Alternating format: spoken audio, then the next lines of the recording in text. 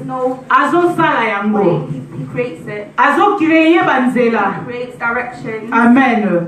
Bien aimé topamboli su nzambe na après-midi ya lelo. Thank God once again for this afternoon. Na pe mapesi biso For the breath that He's given na us. makasi apesi The biso breath that He's given us. na ngolu asali And the biso. grace that He gave us. Topesi ye merci. Thank Him. Toza su kopesa basali na nzambe merci. We're also thanking the servants of God. Ba oyo bapesi biso lisusu place Those who gave us a place. mpona biso kopreche oyo eza sango For us malamu. to preach the good word. Topesi bango merci. We thank them. Toyebi kopesa merci. We're also thanking you. Yo oyo ovandi na ndako ya papa You who sat in the house of Father. olingi oyoka papa. You want to hear the Father. Topesi yo pe We merci. thank you. Amen. Amen. E na après-midi ya lelo thème na biso Afternoon, our theme is, touti oyemba yango awa. we sang it here. Bible elobi The Bible says, wana nzambe nde azoloba. that's God Je saying, mettrai un chemin dans le désert. I'll create a direction in the desert. Yango nde eza thème na That's biso. our theme. Nzambe azoloba God is saying, akotya nzela He's going to put a way na in désert. the desert.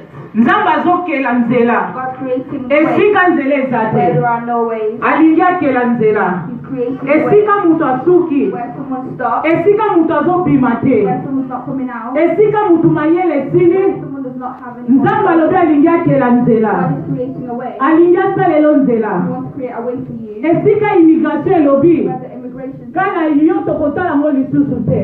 we can't look at your case anymore. Moye totala su makambo no eza We te. can't look at your things anymore. Esika badokter balobi What the doctors are saying, vraiment pardon, we're very sorry. consulter nanu bafamille Consult your family. bobongisa nanu kuna Sort parce out que biso we tomoni eloko osala te. can't see what Nzambe alobi na après-midi ya lelo God said this afternoon. alingi akreye He chemin. wants to create a way. Esika wapi business ezotambola te, Business isn't working. omeki na lolenge nyonso You tried oyo nyonso bato bazosala, all the things that people were yo doing. ozomeka kosala You ngo tried to do it. osala boye You do this. ezosimba It's te. not working. Me na après-midi ya But this lelo afternoon, nalingi nayebisa I yo want to tell you, nzambe alobi God said, alingi akreye He chemin wants to create a esika way business na etambolaki where te, your business isn't alingi working. akreye He chemin wants to create a way esika makambo etambolaki te, where things weren't nzambe working. alingi asala nzela ya God sika. wants to create a new Yango nde thème na biso ya way. That's why après-midi this afternoon, tolobi thème na biso our theme was said ezali is,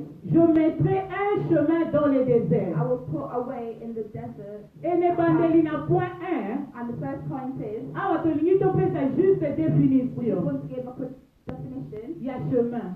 of the word Chemin nzela, path. chemin. Path. Tozopesa We're définition. going to give a definition Chemin elingi koloba nini? what this path means. Route établie An established route pour mener d'un lieu à un autre. to give way to others. Chemin elobi A path to other people. route établie pour mener d'un lieu à un autre. Wana nde ezali définition ya chemin. Definition of path. Chemin na dictionnaire en français balobi route eza établie pour mener d'un lieu à un autre. Wana nde définition nango. Na kati ya thème na biso tozwi biloko mibale. Ya mibale ezali désert. Tolingi tolobela susu définition ya désert. Désert elobi région sèche et chaude, sans végétation et sans population. Nakanisi bandeko ya français tozo comprendre. Désert elingi koloba tout simplement région oyo ezali sèche et chaude, sans végétation et sans population. Bien aimé nalingi nalobela ntina désert. Désert oyo touti kotanga définition. The definition that we've just read oyo touti kolobela na ntango oyo spoke about it. désert eza nini? What is desert? Na bomoi na yo, In your life, na bomoi na ngai, in my life, eza baton difficile, you have difficult moments, baton difficile. difficult times, Maladie ekoki kozala na kati, illnesses could be involved, baproblème problems. ntango nyonso ozongaka nsima, Every time you go backwards, misala na yo ezokende liboso te. your your jobs are not advancing, makambo nyonso yo kosala ezokende liboso te. that you do, they don't go forward. Yango tozobenga désert. That's what we call desert. Bokauki na vie ya moto. Dryness in someone's life. Santé na ye toujours etungisaka ye. Their health is always Santé na ye etungisaka ye toujours. always in trouble. Yango tozobenga That's what désert. we call desert. Moto aza abandonné. Someone who's abandoned. Ose retrouve yo moko. Find yourself by yourself. Tozobenga yango That's what we désert. call desert. Moto aza méprisé. Someone who's alone. Tozobenga yango Call désert. it desert. Peut-être ka oza nango. Maybe the situation that you're Okoma abandonné quelque part. abandoned somewhere. Oza méprisé na société.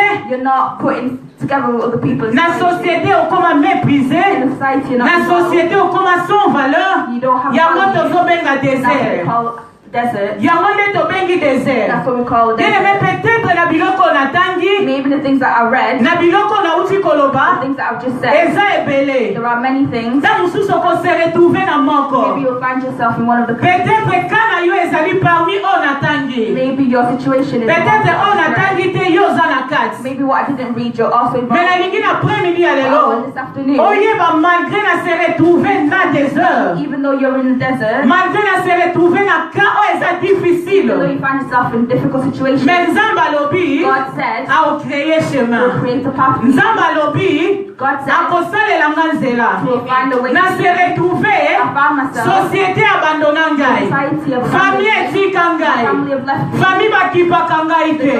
Peut-être suite ya maladie songolo. Peut-être suite ya maladie Maybe there's an songolo. illness somewhere. Okoma na yo abandonné. You're abandoned. Okoma délaissé. You're Nalingi deserted. nayebisa yo Nzambe azokela nzela I want mpona to tell you yo. that God's creating a path for you. Ndeko moso akoki kosunga biso So Lord, tofungoli help us. makomi We're going to open the words wana toza na mokanda ya exode on Exodus na chapitre chapter 13 13, tobandi na 17e from the verset. 17th verse. Exode 13 Exodus 13, tobandi na 17e. 17th verse. Amen. Lorsque Pharaon laissa aller le peuple, Dieu ne les conduisit point par les chemins du pays des Philistins, quoique le plus proche, car Dieu dit, les peuples pourraient se repentir en voyant la guerre et retourner en Égypte. Mais Dieu fit faire au peuple un détour par les chemins du désert vers la mer Rouge. Les enfants d'Israël montèrent en armes hors du pays d'Égypte. Moïse prit avec lui les os de Joseph, car Joseph avait fait jurer les fils d'Israël en disant, Dieu vous visitera et vous ferez remonter avec vous mes os loin d'ici. Ils partirent de Sukkot et ils campèrent à Étam, à l'extrémité du désert. L'Éternel allait devant eux, le jour dans une colonne de nuée pour les guider dans leur chemin, et la nuit dans une colonne de feu pour les éclairer, afin qu'ils marchassent jour et nuit. La colonne de nuée ne se retirait point de devant le peuple pendant le jour, ni la colonne de feu pendant la nuit. Amen. Amen.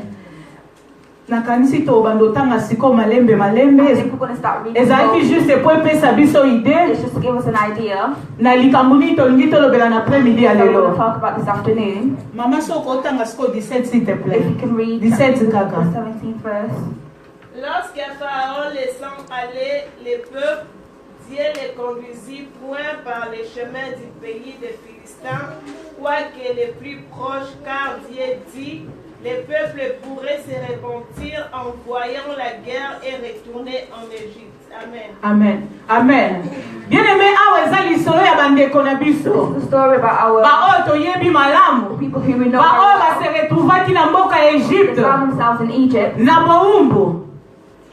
Bandeko oyo na bowumbu bazalaki kolela. Found themselves in Egypt crying. Paske misala bazalaki kosalisa bango telme elekai The work that makasi. they had to do was very hard. Babandi kolela. They were crying. Bible elobi nzambe ayokaki The Bible kolela said na that bango. God heard their tears Nzambe ayoki kolela. Heard them crying. Atelemisi Moïse. and he made Moses stand up. Mpona ye kokende kolibere peuple na ye. Go and free his people. Sikoyo bisika touti The kotanga. Bible just read. Bible elobi ntango Pharaon alibere peuple na The Nzambe. Bible says when Pharaoh set them free, Ntango alibere set bango, them free, Pharaon atiki he bango. left them. atiki bango libre. He left them. Alobi bakende. He told them to go. Mais bien aimé, tala likambo akokamba. Look at the thing that Bible ezoloba Nzambe. the Bible says that God Amemi bango na nzela ya mukuse te. did not bring them in a short way. Nzambe God, nde amemi bango na nzela ya desert. He brought them in the desert. Alobi nini? He said, Soki natiki bango baleka na nzela ya Bafilistin. leave them to go in the way of the Soki bamoni bitumbo eza kuna. see the fight that's over Ba se there. repentir bazonga They're going to sima. repent themselves and go backwards. Azwi décision. He took the decision Namema bango na nzela ya to desert. bring them to the desert, Elingi eloba which means bazokende neti awa. they're going like here. Olatika bango na nzela mukuse. Instead of leaving them in the short Nzambe way, alobi te. God said no. Na nzela mukuse.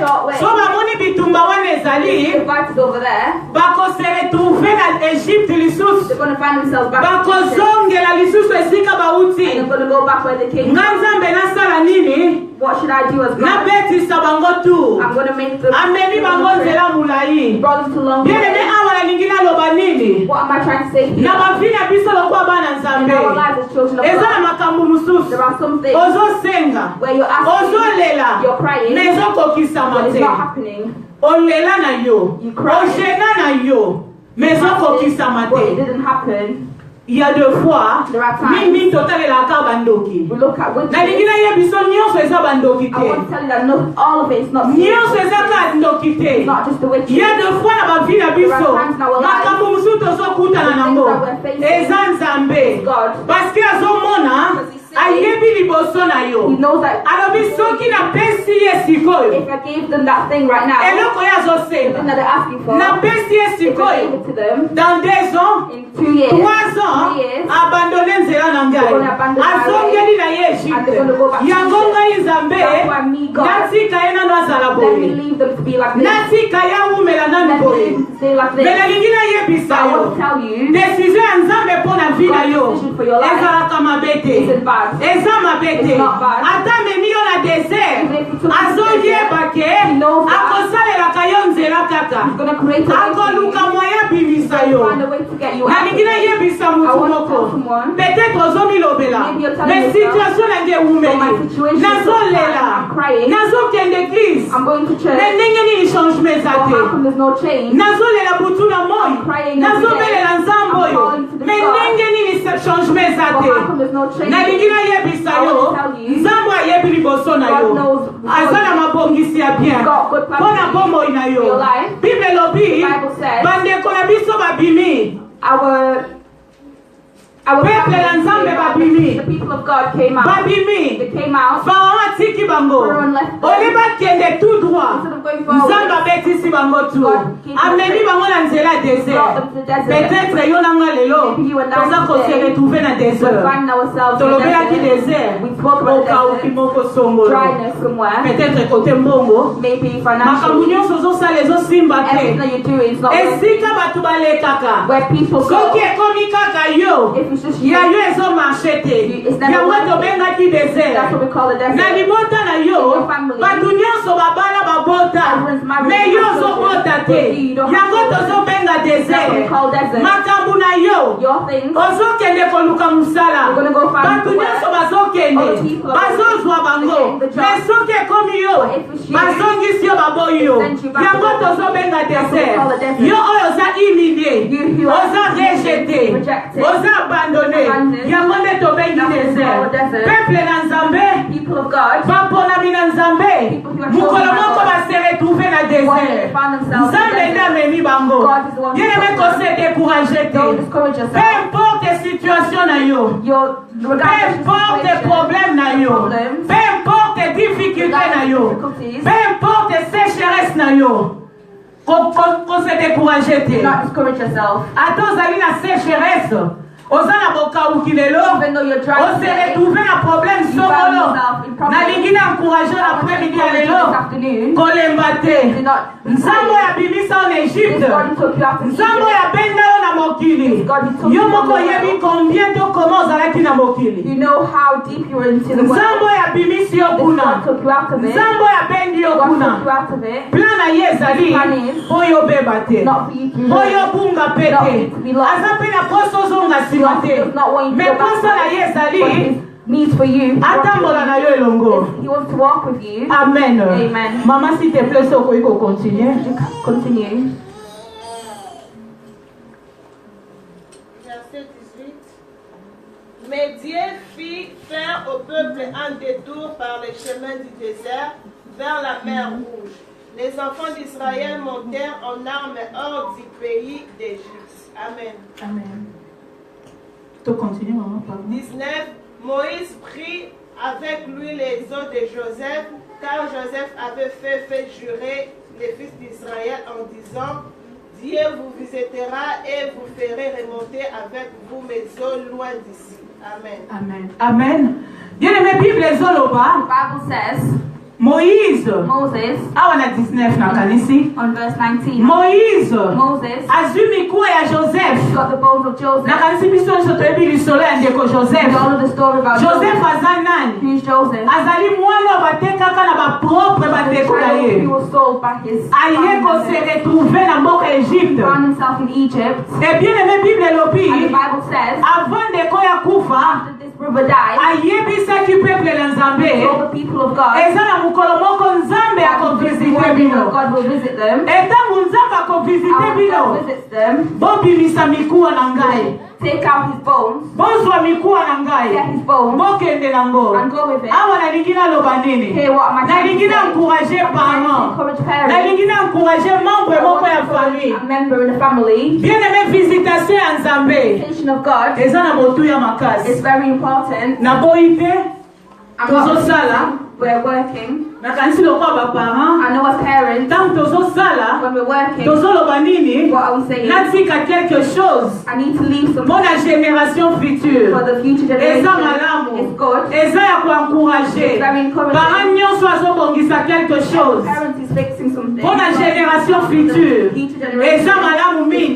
It's very Mais good. nalingi nayebisa yo. So I want to tell you. Malgré ça, visitation ya Nzambe nde eza na motu ya God's makasi. visitation is very important. Visitation ya Nzambe yango nde eza na motu ya.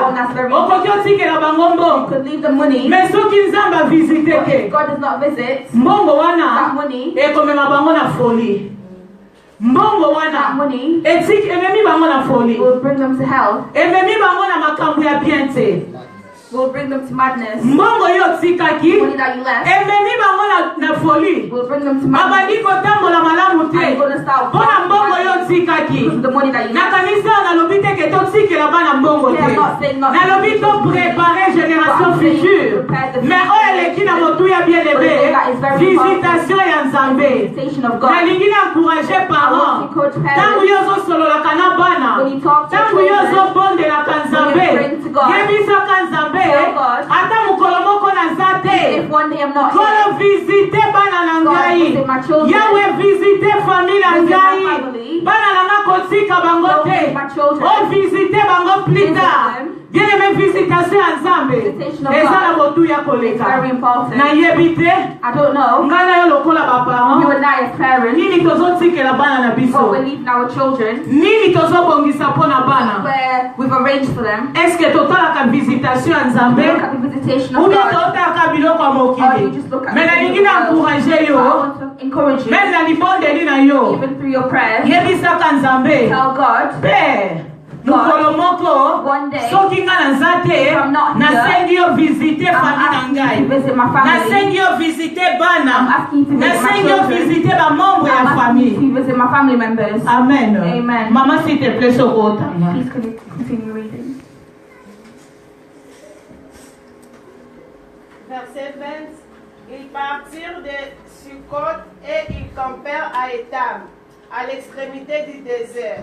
L'Éternel allait devant eux le jour dans une colonne de nuée pour les guider dans leur chemin, et la nuit dans une colonne de feu pour les éclairer afin qu'ils marchassent jour et nuit.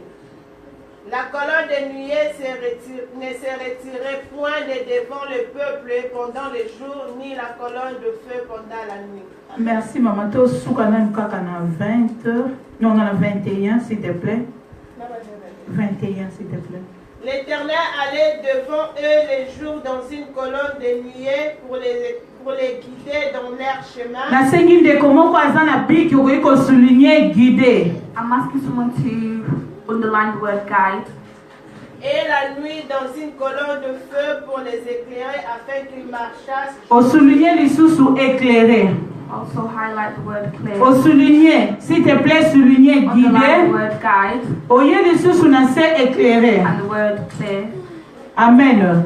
Bien aimé, Bible ezoloba. Bible saying Bible lobina 21. in verse Nzamba azalaki koleka liboso. God was going forward. Azoleka liboso na bango. Na colonne de nuée. God was going ahead of them Azoleka na colonne ya nuée pendant les jours. in the days.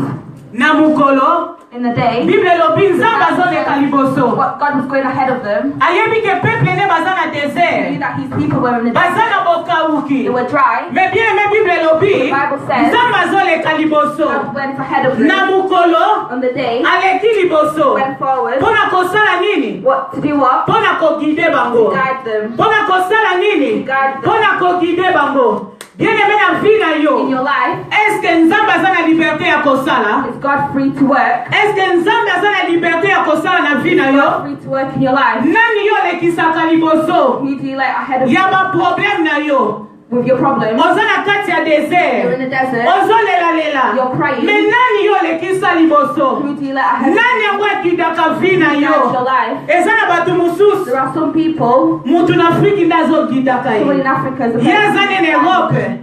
He's Aza in na Europe. Europe. Aza awa. He's here. Avandaka ne awa. To live here. Mais vie na ye For their life. eza guide na mutu na He's Afrique. guided by someone who lives in Mutu Africa. wana nde azolakisa koma The kotambola. person who guides them. Bien aimé, Bible The elobi Bible says nzambe azalaki na liberté. God was free. Azoleka liboso na bango going ahead na of them. koloni ya nuée. Aleki na koloni ya Go nuée ahead of them. mpona kokide bango. Guide them. Bien aimé, na business na yo In your business, nani yo olekisaka who liboso? do you let ahead of you?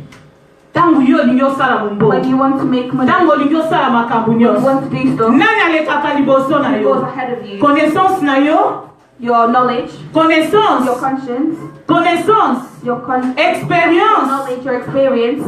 To parce que oyebi mutu moko songolo, Because you know someone, osui elike otie pa na ye. you trust them. Olobi ke bumbongo nalingi The nasala, money that you're lokwa making, naza na connaissance. because I have Makambo nange kotambola bien. Nalingi nayebisa yo. I want to tell you, Nalingi nayebisa yo. Connaissance na yo na ngai. your knowledge Expérience na yo na ngai. Eza mabe te eza bien. Mais oyo eleki malamu. Koloni ya nuée eleka liboso. Nzambe alekaka liboso. ahead of you. Nzambe aleka liboso. Nzambe tikela ye liberté. Tikela nzambe place. Let God, give God the place. Tikela nzambe Give place. God the place. Ya koleka liboso ya Go nyonso. ahead of everything Na mukolo. in the days. Tangu yo When you olamukaka. wake up, Eza bato mosusu. there are some people, Tangu alamuki. when they wake up, Esili ka don basilani ka bongo. they're just finished. Ayebi même pas que They nzambe don't know that na God, pase yo liboso. I'm giving you Parce que away. journée ya lelo Because today, naza na makambo I ebele. have so many things. Nalekisi yo liboso. I'm letting you go ahead. Naza na rendez-vous quelque I part. have a meeting somewhere. Nakokende I'm musala. going to go to work. Naza na mutu na okutana na I ye. have someone that Nzambe nalekisi yo You liboso. go ahead. Nalekisi yo liboso. You go ahead. Bien aimé na vie na yo nanga. Toza na motuya ya kobengaka nzambe. We have to call God. Toza na motuya ya koplasaka ye liboso. Place Him Na forward. nyonso ya vie na yo. In everything Ndeko in our nalingi life, nayebisa yo. I will tell you. Soki nzambe aleki liboso te. God does not go Peu ahead. importe baposibilité na yo. Peu importe bamoyen na yo. Even the things that you've got, Peu importe connaissance na yo. the knowledge that Et you au have, marché te. it will not work. ekomarche te. It will not work. Oza toujours na besoin ya nzambe. You always need Oza God. toujours na besoin ya You nzambe. always need God. Koleka liboso na yo. Go ahead and Abanda kokide yo. start guiding you. Siko mutune ezotuna mepa na yo. Question is being asked at you. Nani agidaka yo? Who guides you? nani agidaka vina vina yo zotambusa nani nani azogide yo mikolo nyonso bien-aimé présence ya colonne de nuée ezali présence ya Saint-Esprit molimo na Nzambe tikela Saint-Esprit liberté ya kosala na vie na yo molimo na Nzambe abanda kokide yo abanda komema yo tikela ye place ebele ya bana na Nzambe toza ya kokangama lelo place ya Saint-Esprit eza te place ya Saint-Esprit eza te place ya connaissance ezali There's place for knowledge. Place ya expérience ezali. Mais place ya Saint-Esprit. Ezate na ma vie na biso. Bien-aimé ya kati ya désert. On s'est retrouvé à désert. On a besoin à Saint-Esprit. On s'est retrouvé à problème. On a besoin à Saint-Esprit. Mais bon à Nzambe. Au monde azan vraiment na sérieux problème. You'll find that they have serious problems. Azan besoin na problème. Have serious Oh, ils ont besoin à colonne ya nuée. and they need Oh, God. to bengi Saint-Esprit. Calling the Holy Mais au monde Spirit. ndeko yo, esika Saint-Esprit ezate. They don't have place. Ndeko azotalela mayele na ye. Ndeko azotalela boyebi na ye. Bien aimé na lingi na yebisa I yo. want to tell you, Présence ya Saint-Esprit. Présence ya colonne ya nuée. the presence of God Etika yo te. does not leave you. Etika yo te. Pendant les jours, During the days, colonne ya nuée God, etambusaka yo. Awa na lingi na loba. what I'm trying to say Nyonso ya is bombo ina yo. everything in your life, Ezala bana na yo. even your children, Oza besoin Nzamba guider yo. need God to guide you. Comment koko bokola bango? How you can help them. Comment koki ko aider bana bakende liboso? How you can help the children. Oza toujours na besoin ya colonne ya nuée. Always need God. Oto bengi Saint-Esprit. Call it the Holy Spirit Kolakisa yo. to show you, Ko guider yo. guide you. Combien? To comment? How? Okoki ko bokola bana na yo. You can help your children grow up. Amen. Amen. Maman, s'il te plaît, so qu'on continue. Verset 22. La colonne de nuée ne se retirait point de devant le peuple pendant les jours, ni la colonne de feu pendant la nuit. Amen. Amen.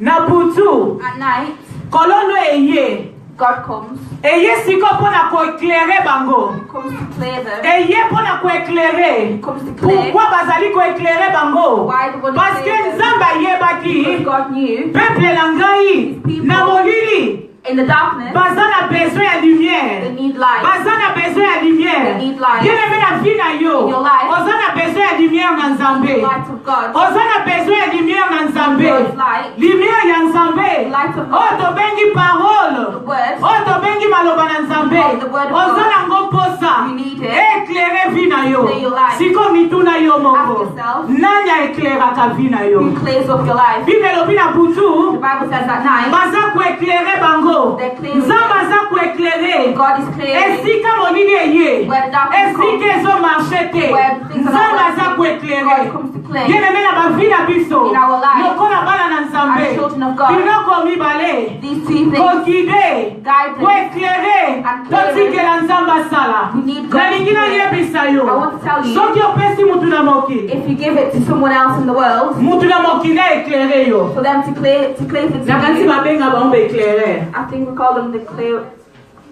Ako éclairer yo lelo. They're going to clear you too. Mutu azolakisa nzela esika munili eza. They will show you the way today. Awolakisa nzela lelo Will they show you the way today? alakisi yo mais lobi But tomorrow, même personne the same person oyo alakisi yo nzela showed you the way. ntango yo opesi mokongo You give your back to them. makambo ka yo uti Things oyebise that you just told them. apesi yo mpe ide They also gave you an apesi yo idea. mpe conseil They also gave you ntango ka yo advice. opesi ye As soon as mokongo you give your back to them, aza lisuku éclaire te they're no longer going to help you. mbala moko They achange just change. makambo oyo oyebisi ye Things that you told them, yango ka wana the same thing. abandi kobetela yango lisolo They'll start talking about abandi koyebisa bato They'll start telling yango tobengi baéclaireur ya mokili baza na the limite helpers of the world baza na have limite limits. baza na limite Have a limit. maéclaireur wa tobengi nzambe na lola But God aza na limite does te not have a limit. peu importe lisolo komemela ye your situation, the Ok, problem pas docteur par go to exemple. the doctor for an example. N'était pas I docteur. go to the doctor. Docteur Ayebisinga, The doctor told me bah qui se sont mêlés. the medicines that you drank, Vraiment, ton monde moyen de changer les sauté. we can't find a way to change it. Biso maele na biso esili. Our intelligence has stopped. Tozo mona te nini tokoba kisa likolo wana. Can't see what we can add on top of this. So oke pa éclaireur à mokili. If you go to someone, Ok oyebisa ye. tell them, Oyebi nga azalaki na yo na rendez-vous. you know, today I had a meeting. Docteur ayebisinga ye. Doctor told me Bakisi oyo na mendi. the medicine that I Aza drank, suni eloko obakisa you te. don't have anything else to add to it. Nazalaka bongo. I should just stay like this. Omona pe éclaireur alobi. You'll just see the person. Telanda na go. yoka advice na bango. So just listen to their To advice. continue ka Just kobondela. carry on praying. Nzamba osala ngolu. God will help you. Obika. He'll heal you. Bien aimé éclaireur à mokili. Mais est-ce que tant que yo pesa mukongo? But when you give your back, Conseil à peso yango the akosalela. advice that they gave you, Conseil à yebiso yango akosalela yango. will they use it? Tant que yo akotikala, When they leave, a changer histoire. Abengi troisième personne. Nazalaki na kingandi. Awuti pas docteur. Maladi na ye peseleki. the illness is just too much. Maladi ne tosi tolembi. Mikolo nyonso belaka belaka. Tala kuba docteur. Look at the doctor. Balembi na bango pe. Soki ba docteur balembi. Koko siko biso tosani. So what can we do? Bien même soki éclaireur alola. But if you go to O God, présenter un problème na give yo. your problem, Oyebisi ye papa. and you say, Na Father, meli asene bakisi. Olobi nini mpona problème na ngai. what do you say about my Olobi nini mpona maladi na ngai. Nandimi to oyoka ngo pa mutu. I don't think you're Oyoka ngo pa mutu te. Lokola lobi akocréer chemin. Akocréer. Mpona koconfondre ba médecin. Mpona kotalisa ba médecin. Ke mayele na bino. Eza limité. Meyenge eza limité te. Bino ba médecin. Nzela eza te. Menga nzambe. Mokeli na ye. the creator of Naza na medicine, nzela. I do have Naza a na nzela mpona way ye. for him. Bien aimé l'après-midi à This l'élo. afternoon, Naye kopesa courage. I want to give you the Yo courage. ozo passer na désert. You who are going through, Ozo passer na you're désert. going through the desert, Ozo passer na ba moment difficile. you're going through the Ozo mona tosala nini? you don't know what to do, you Ozo mona tokende wapi? don't know where to go. Bible elobi. Bible says, Colonne ezalaki kose retire te. Colonne ezo se retire te. the pillar Ezo se retire te. could not Eza na butu. even at night, Eza na moi. even in the morning. Na moi. Colonne In the day, azo guide. they're guiding, the pillar is guiding. Na butu At night, aye ko éclairer. Na butu showing light. aye ko At éclairer. night, Yene me na vie na yo na ngai. in mine and your life, Est-ce que totikelaka nzambe asala biloko do mibale? we allow God to do these two things? Eza na bana nzambe mosusu. There are some children Ntango aza when na they're désert. in the desert, Azwi temps ya kolela. They take time Wana to nde cry. eza temps ya kobondela. When it's time to Nayebaka pray. bato mosusu na Afrique. I know some people in Africa, L'église in church, azangaka te. they never miss Na out. veye aza moto ya liboso. In the night vigil, as Aza the moto ya first person, liboso. Ah moto ya they're the liboso. first person. So bapesi ka communiquer toza na veye vendredi. When they give out announcements, Aza moto ya liboso they're the oya. first person to be there. Kwa nini azoya? Why did they come? Parce que aza na besoin nzambe Because we aguide. want God to guide them. Aza na besoin nzambe éclairer. Wana so moni baba aluka visa. That's because they're trying to look for a visa. Aluka visa. They're trying to look for a visa. Asa kotisa hii dossier na They ambassade. already put their document Esimbi and te. it didn't work. Wana ye Seigneur. And then like God, Soki osaleli ngai. you work for me. Oh nkolo na otiko te. I will not Soki leave na you. keye Europe.